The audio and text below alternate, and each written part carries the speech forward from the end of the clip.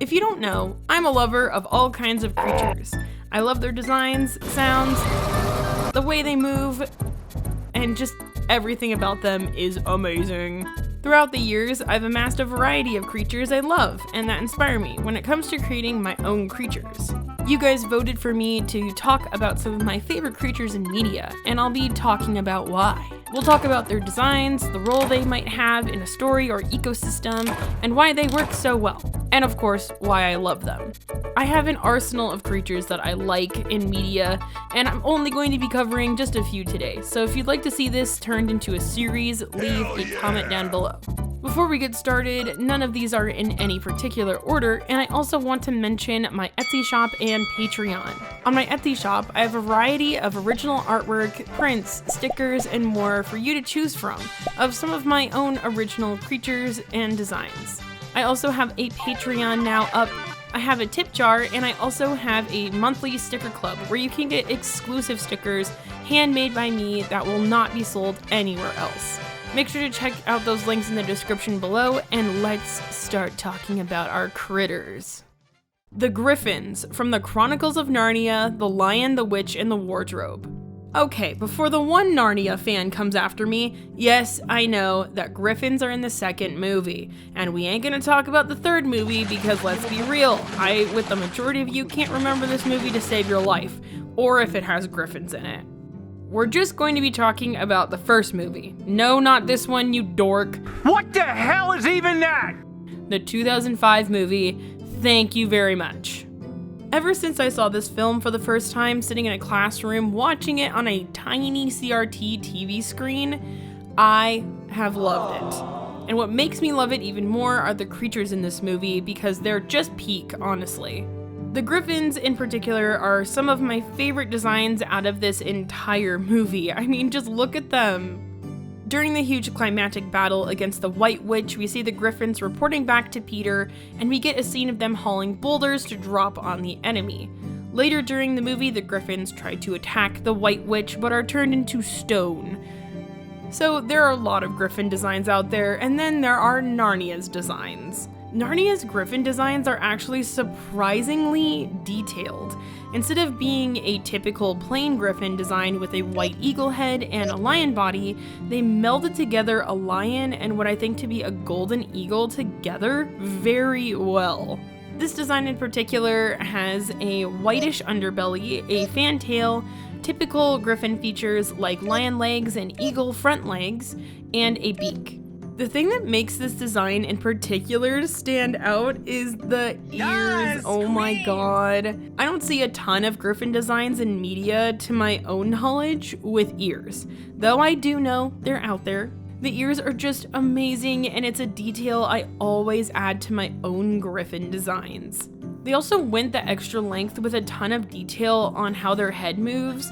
Like when one of the Griffins is talking to Peter, they like move their head like an eagle or a bird. Like that's just cool. I also saw this little model of one of the Griffins, and they went through the extra time to actually think of a design where the Griffin has whiskers. Like, look at this. It is so wonderfully detailed, and I just appreciate the people who did the creature design on this movie. It is so good.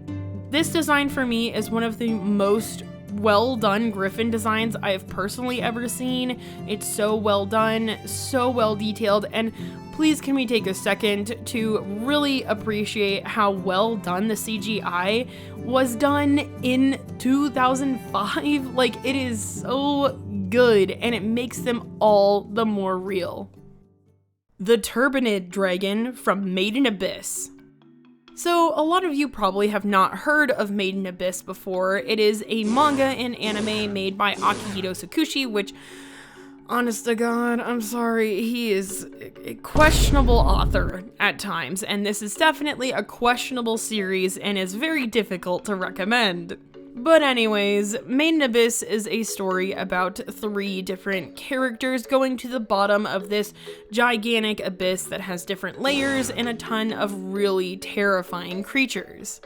There's this curse where if you start walking back up, you can turn into a hollow or just throw up or whatever. I don't know. It's hard to explain. There's a lot of lore and logistical things to go into Maiden Abyss.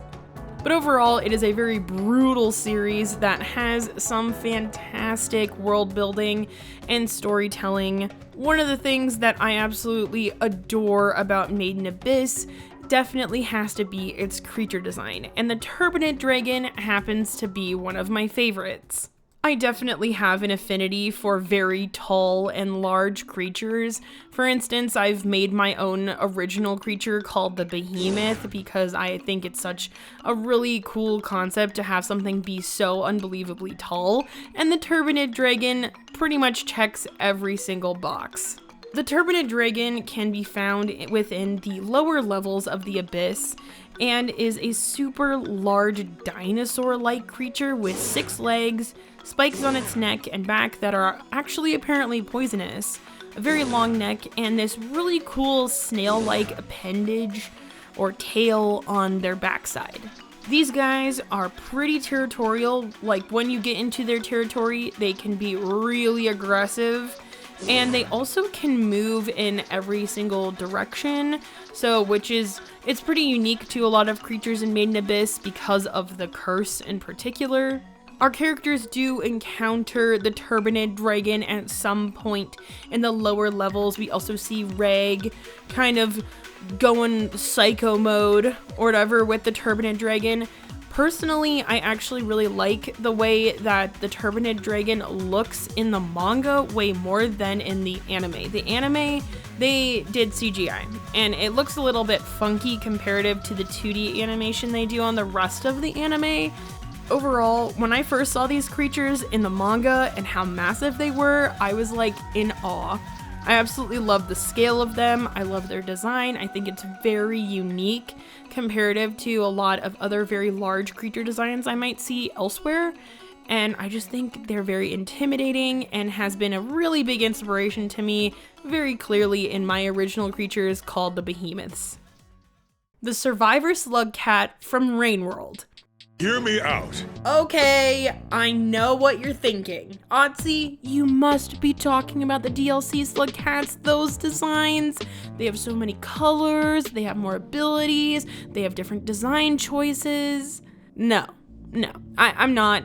You must think I'm absolutely insane, but please hear me out. If you didn't know, I'm a huge lover of Rainworld. I even have a Rainworld tattoo, and I've actually made a video about it, so if you're curious about what Rainworld really is and you want to maybe check out the game, then go over there. I really love the Survivor Slug Cat design from Rainworld, and honestly, I know I could pick a ton of other creatures from this game that have like really amazing creature design, or the DLC Slug Cats, because let's be honest, they look so good and so cool, but this is the one I like the most, okay? Slug Cats are described as these little guys that are basically a combination of a cat and a slug. They have thin arms and legs, cute rounded ears, thickish tail, beady little eyes. They can pick up objects, throw spears, they can climb up all kinds of things, jump around, do backflips.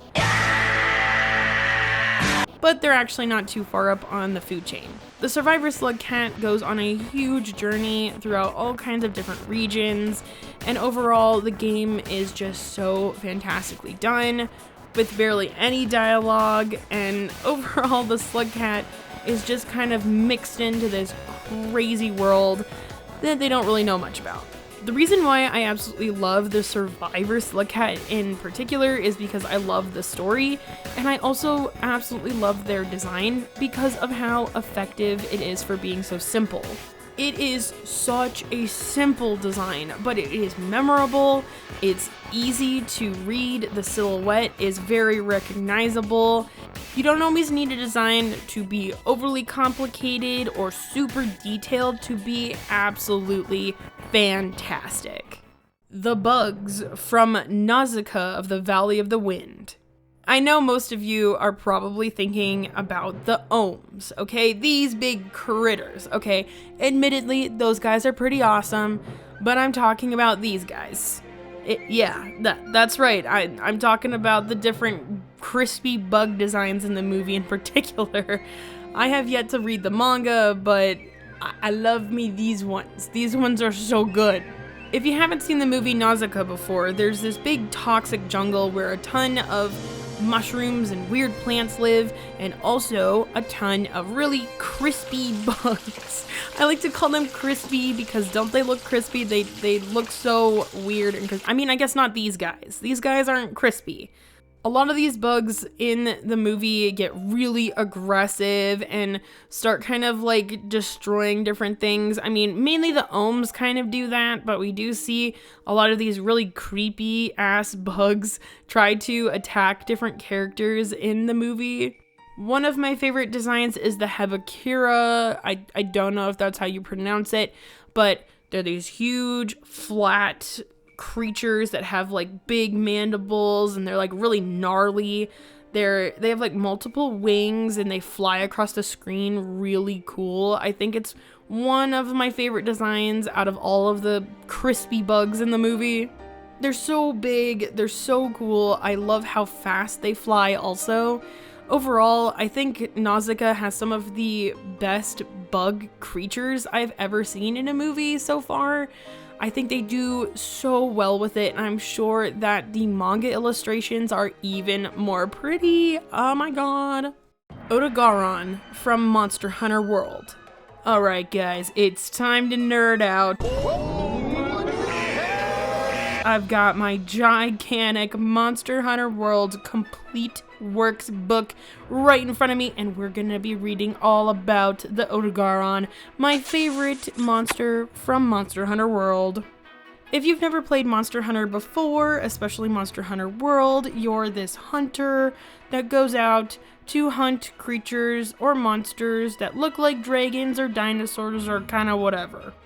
It is one of my favorite games. I actually completed the base game, didn't complete the DLC, but throughout my adventures of probably over 100 hours in this game, Odogaron, my lovely, has been my favorite. Described in the book I have, Odogaron is a terrifying monster that scours the Rotten Vale, the region that it lives in, for carrion. Its highly aggressive nature means that anything, it be monster or man, is a potential meal. These guys are overall super cool looking. They have this red, thick, hard skin. The ends of their tails goes to more of a white color. They have super cool teeth sets. I love how they look overall. Also, some of the coolest claw designs I've ever seen in any kind of creature design. They have double sets of claws to basically whoop your ass with. These guys are really aggressive when you fight them. They're very fast, and they make some really cool and gnarly sounds. Overall, the reason I like these guys so much is just, I think their design is really interesting. They're technically a fanged wyvern, but they really feel like they're modeled after a cat or a dog or something like that. I just love how they look. I love how they sound. I don't know. I just really like them. I know I could probably choose a cooler creature like a dragon or something. I mean, I really do like Legiana, but I'm like, I don't know what it is. I loved fighting these guys. I think their designs are cool, and they're just my favorite. Well, that's all I have for the creatures I'm gonna go over today. I would definitely love to make this into a video series. If you want to see that, leave a comment down below. I'm also doing some new rebranding. I'm gonna have a new PNG character or PNG tuber thing. I'm also looking into doing a live 2D model eventually of my Odyssey character.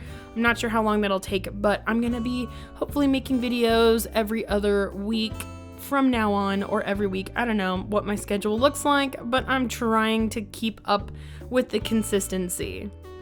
Anyways, guys, I will see you later. Thank you so much for watching this video. Like and subscribe, all that jazz. Check out my Patreon and my Etsy shop and all those links down below. Love you guys.